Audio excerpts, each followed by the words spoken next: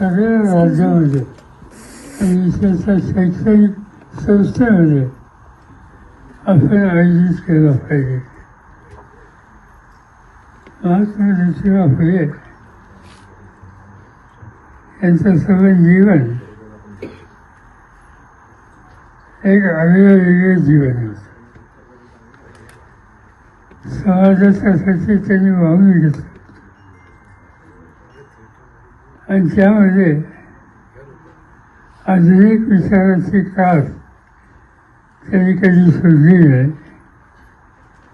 मुलींच्या शिक्षणाच्यासाठी जे काही त्यांनी कष्ट केले त्याच्यामध्ये सावित्रीबाईंची साथ त्यांना मोठी मिळाली.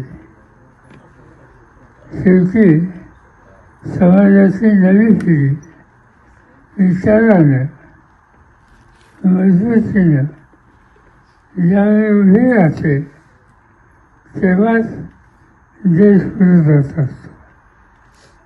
आणि आज जिथे तिथं आपण यशस्वी झालो त्या यशाच्या पाठीमागं ज्योतिबा फुले, सावित्रीबाई फुले यांची विचारधारा, यांचे कष्ट, याचं स्मरण हे आपल्याला अखंड ठेवावं लागेल एवढंच त्या ठिकाणी सांगतो.